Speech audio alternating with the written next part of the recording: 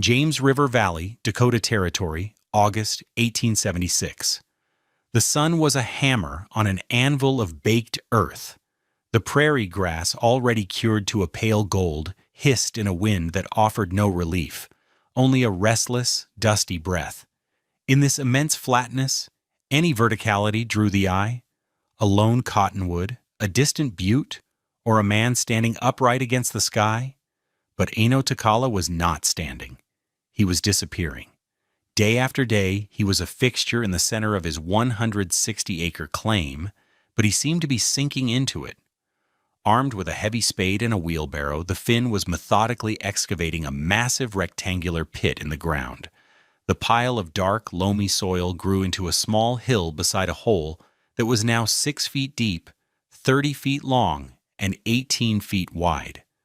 To his neighbors, homesteaders who were racing the coming winter to raise log and sod cabins on the unforgiving land, Aino's project was a source of constant, head-shaking bewilderment. "What in God's name is the Finn doing?" muttered Jed Miller to his son, as they hauled another log for their own cabin wall a half-mile away. "Looks like he's digging a root cellar first and forgot the house that goes on top of it." The consensus was that the man was either simple-minded or touched by a profound prairie madness. The mockery was not loud or aggressive, not at first. It was the quiet, confident pity of practical men who knew the rules of this place. You built up against the snow. You built with wood, what little of it you could find. You faced the wind and you fought it. You did not invite the earth to swallow you whole. The official judgment came from Harlan Jessup, the land agent from Bismarck. He rode out on his bay gelding, a man whose authority was vested in his leather-bound ledger and his crisp Eastern way of speaking. He reined in at the edge of the pit, looking down at Aino, who paused, leaning on his spade, his face and arms caked with dirt. "With Takala," Jessup began, his voice carrying an edge of bureaucratic impatience. "I've been hearing reports. I had assumed they were exaggerations. What is this?" Aino wiped sweat from his brow with the back of a hand, leaving a muddy streak. "Home," he said.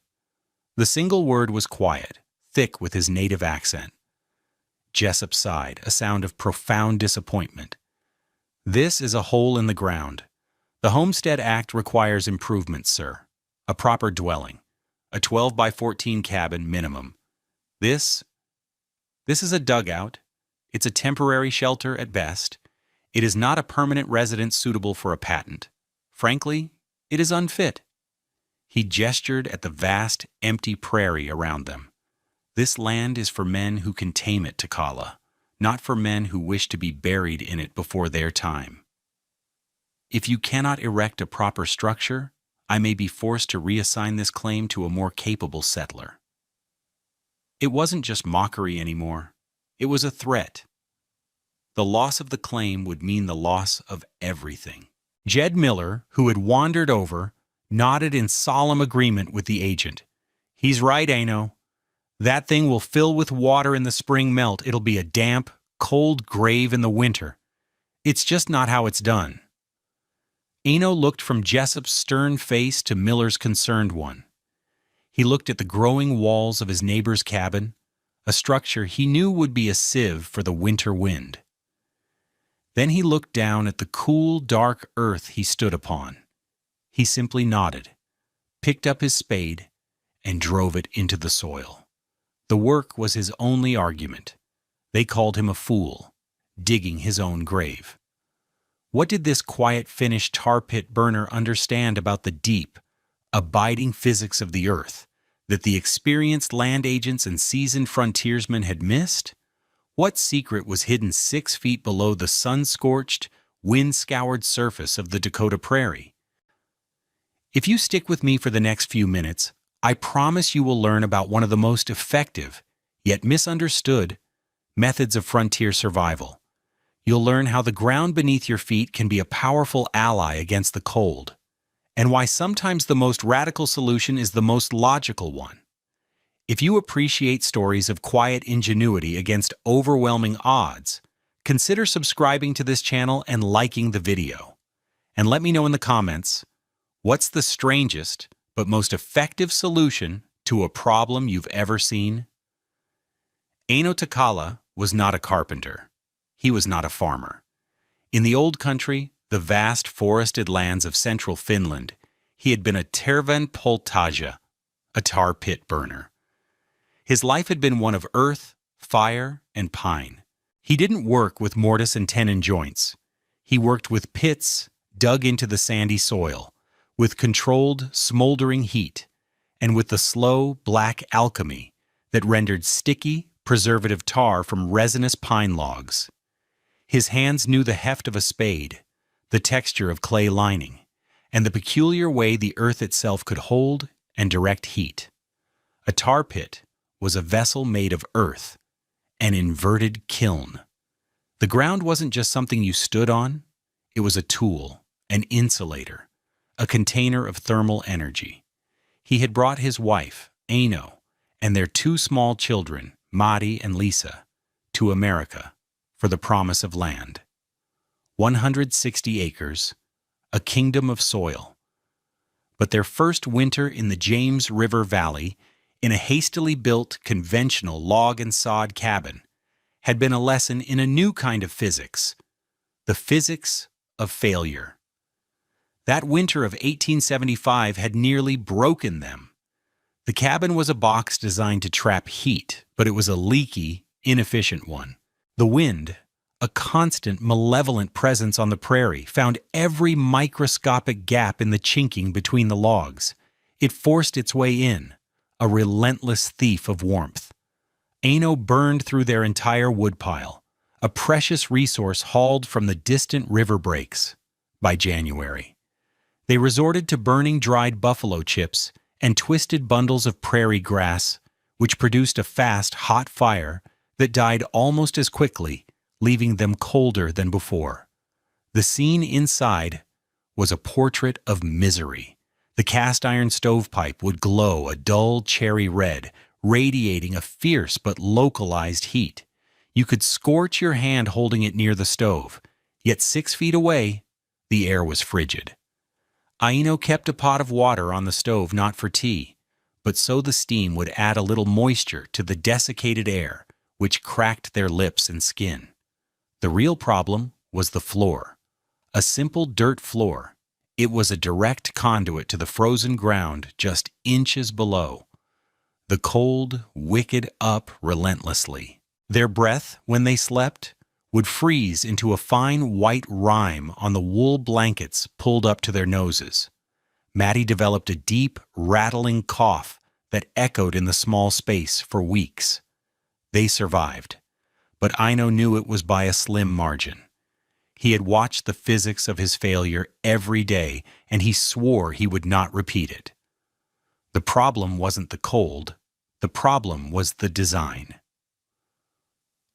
The conventional wisdom of the prairie was to build a fortress against the elements. The failure was that these fortresses were made of paper. A typical homesteader's cabin was built from cottonwood logs, a soft, porous wood with a low insulating value. The walls were rarely more than 8 inches thick. The gaps were chinked with a mixture of mud and grass, which would dry, shrink, and crack, creating dozens of tiny inlets for the cold. A single pane of glass for a window, a luxury, would frost over on the inside and become a sheet of ice, leaching warmth from the room at an astonishing rate. The real killer, however, was air infiltration, convective heat loss. The Dakota wind, moving at 40 or 50 miles per hour, created a pressure differential on the cabin. It pushed cold air in on the windward side and pulled warm air out on the leeward side. The effect was a constant, invisible river of cold flowing through the living space. You could light a candle and watch the flame bend sideways. A perfect illustration of your precious, hard-won heat being stripped away. Jed Miller, for all his confidence, spent his nights stuffing rags into the cracks of his walls, a losing battle against an enemy he couldn't see. The heat from the stove would rise immediately to the ceiling, leaving the floor level dangerously cold. This stratification meant that while the adults, standing, might feel some warmth, the children playing on the floor were living in a microclimate that was often near freezing.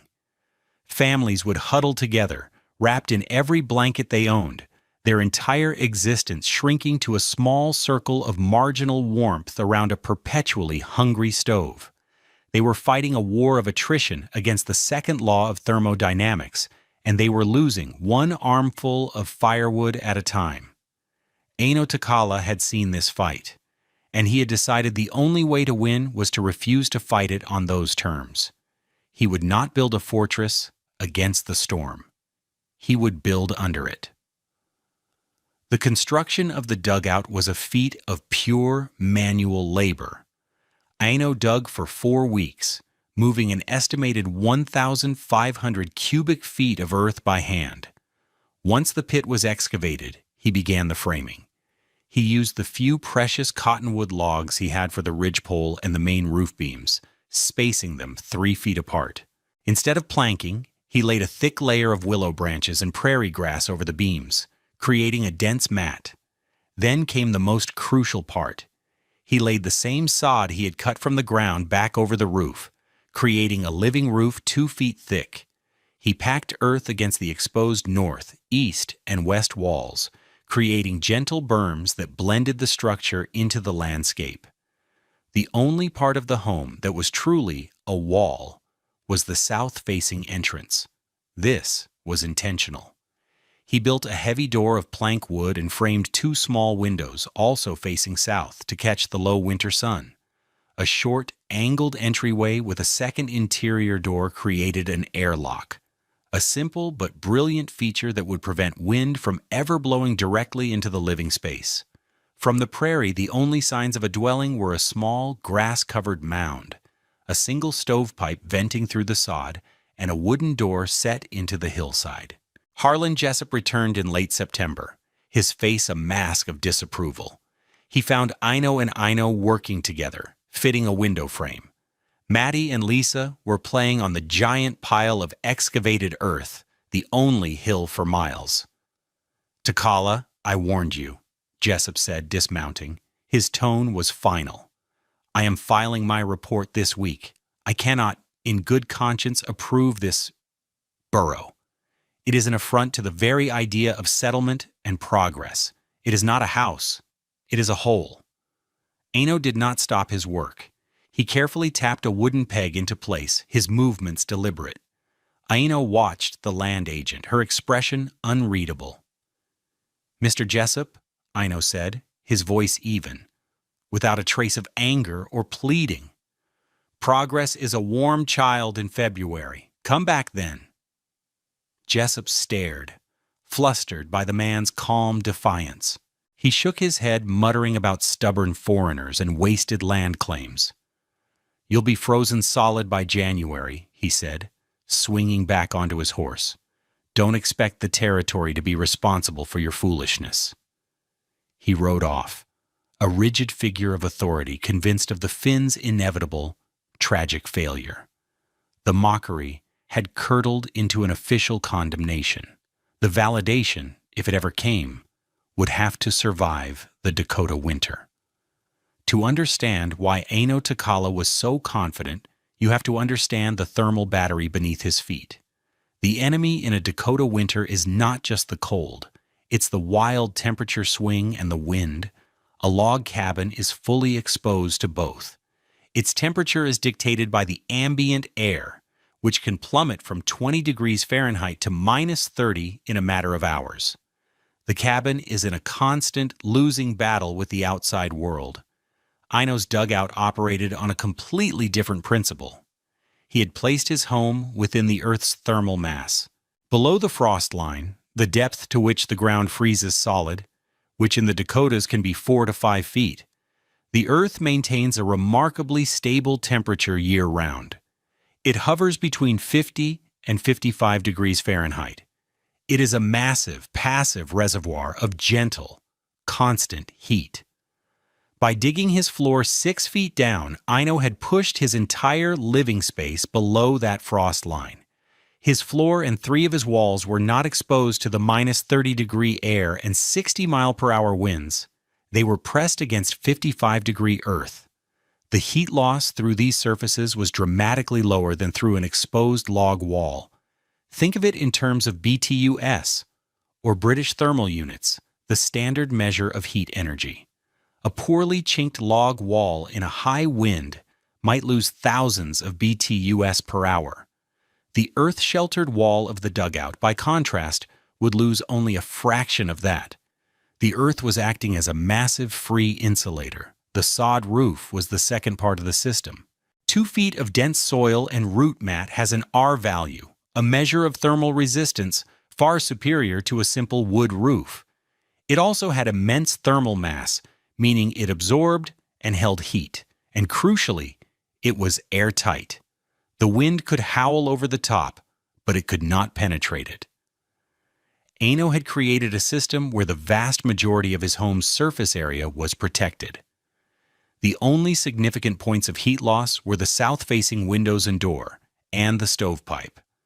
With a small, efficient fire in his stove, he wouldn't be fighting to raise the temperature from -30 up to a livable 65 degrees. He would only be raising it from the baseline of 55 degrees provided by the earth itself. He wasn't trying to heat a leaky wooden box in a hurricane. He was gently warming a sealed, insulated chamber. The winter arrived not as a gradual decline, but as an assault. It came in mid-December, a blizzard that would be spoken of for generations. They called it a whiteout. The snow didn't just fall, it flew horizontally, a blinding, scouring wall of white driven by winds that screamed like a freight train. The temperature plummeted to -38 degrees Fahrenheit, and the wind chill was a number no one could calculate, only endure or die from. For 3 days, the world vanished. There was no sky, no ground, only a churning, roaring chaos of white. Inside the dugout, life continued with an almost shocking normalcy. The little stove glowed with a small, steady fire of cottonwood. Aino was kneading dough on the sturdy wooden table in the center of the room. The air was warm, perhaps 70 degrees, and utterly still. The sound of the blizzard was a distant, muted rumble like a far-off waterfall, a sound that came through the earth itself rather than the air. There were no drafts, none. Lisa and Maddie, dressed in simple wool shirts, were on the floor, building a small tower with blocks of scrap wood. The domestic warmth was palpable. The air smelled of wood smoke and baking bread. It was the smell of a home, not a shelter. A half-mile away, the Miller family was fighting for their lives. The wind had breached their defenses. Snow, fine as flour, was being driven directly through the walls, forming small drifts in the corners of their cabin. They had burned through a third of their wood pile in a single day. They were huddled under a mountain of blankets, the stove roaring, yet they could not stop shivering. The cold was winning. It was a physical presence in the room, a predator that could not be kept out. The proof of Aino's design was in the small details. A cup of water left on the table overnight was still liquid in the morning. Aino's butter, kept in a small crock, remained soft and spreadable. These were small miracles, impossible luxuries in any other dwelling on that frozen prairie. Aino had built below the storm, and in doing so, his family was living above the season. While Harlan Jessup was trapped in the small way station at the river crossing, 20 miles from his office in Bismarck. When the blizzard finally broke after 3 days, a deathly still, crystalline world emerged. The temperature was still a merciless -35 degrees. Jessup, driven by a sense of duty, set out to check on the homesteaders he knew were in the path of the storm's worst fury. He was worried about the Millers, the Cartwrights, and, against his better judgment, the foolish Finn in his hole. He found the Miller cabin first. The family was alive, but only just. They were frostbitten, exhausted, and nearly out of fuel. He helped Jed get a fire going again and promised to send help. As he rode on toward the Takala claim, a sense of dread grew in his stomach. If the Millers, in their sturdy-looking cabin, had nearly perished, what hope was there for a family in a damp hole in the ground? He was composing the tragic report in his head. The wind was picking up again, whipping the fresh snow into blinding ground drifts. His horse, a normally steady animal, became spooked. It reared, slipped on a patch of ice, and bolted, tearing the reins from his frozen gloves. Cursing, Jessup began to trudge after it, his face numb, his lungs burning with every breath of the brutal air. He followed the tracks through the snow, which led him toward the low mound he recognized as Takala's claim. As he drew closer, he saw his horse. It was standing near the dugout's entrance, its head lowered, refusing to move. It was huddled by the door, as if next to a fire. Jessup frowned. Then he felt it. A faint, almost imperceptible column of warmth rising from the angled entryway. It wasn't smoke. It was just warm air. A gentle plume of heat in a world of absolute cold. He could feel it on the frozen skin of his face. It made no sense. He stumbled to the door, his mind reeling. He expected to find them dead, frozen in their beds. He raised a hand to knock, his knuckles clumsy with cold. Before his hand touched the wood, the door opened. Aino Takala stood there, dressed in a simple shirt and trousers. Behind him, Jessup could see a warm, yellow, lamplit interior. The air that flowed out of the doorway was a physical shock. It was a wave of warmth, so profound and enveloping that it made him dizzy. "Mr. Jessup," Aino said, his voice calm, "you are in trouble." Jessup could only stammer. "My horse? The cold?" "Come in," Aino said simply, stepping aside. Jessup stumbled down the 2 steps into the dugout. The transition was staggering. He moved from a world of screaming wind and lethal cold into a pocket of absolute stillness and warmth. He pulled off his gloves, his fingers aching as feeling returned. He looked around the single, large room. Aino nodded to him from beside the stove. The 2 children looked up from the floor, their faces healthy and curious. It was not a damp, dark cave. It was clean, dry, and warmer than his own office in Bismarck. His gaze fell upon the table. In its center, a single tallow candle stood in a simple holder. Jessup stared at it, mesmerized. He had spent his entire life on the frontier, and in winter, a candle flame always danced. It flickered from the drafts under the door, from the gaps in the window frames, from the cold air sinking from the ceiling. It was a constant, agitated little thing, a barometer of the room's imperfections. But this flame was perfect. It burned with a straight, unwavering spear of yellow light.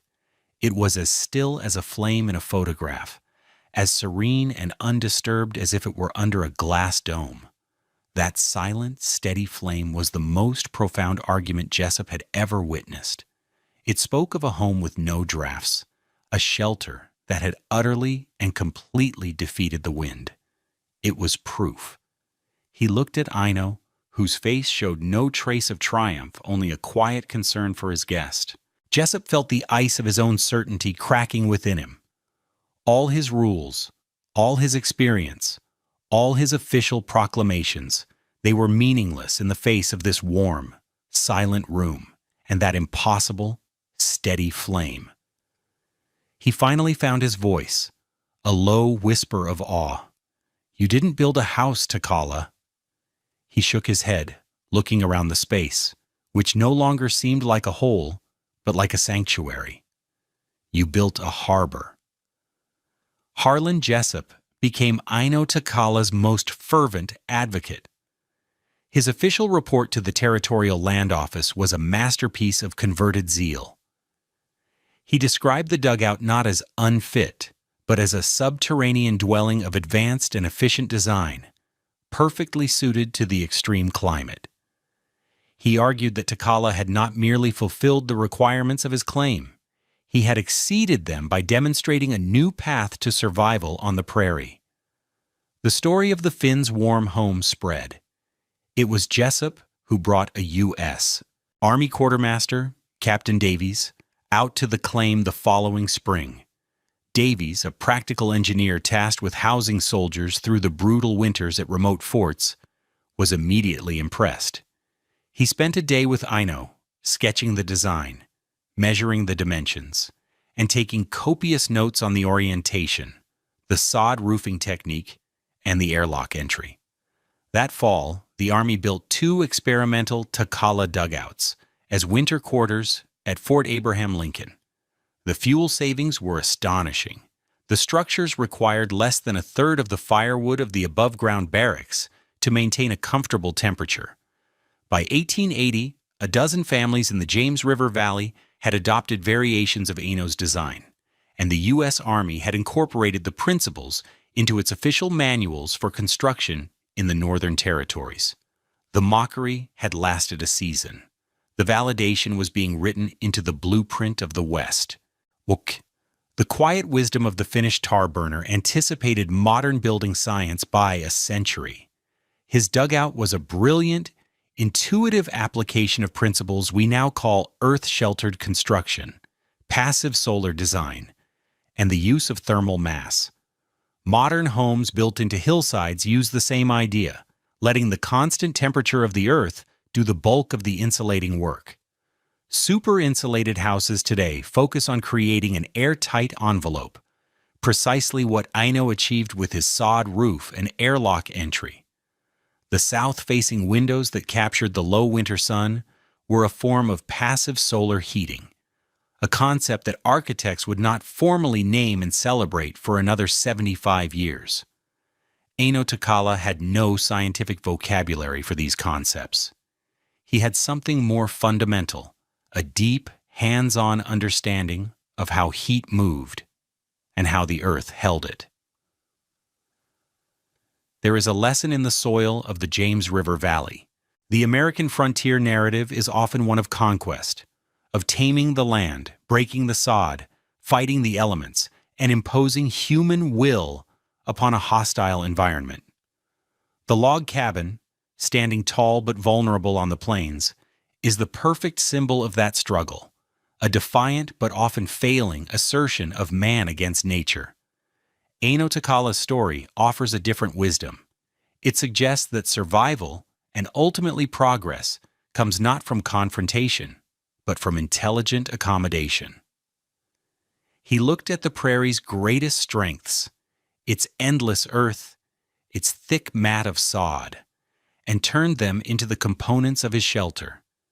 He looked at its greatest threat, the relentless, killing wind, and chose not to fight it, but to slip beneath it entirely. He didn't conquer the winter. He made a quiet peace with it.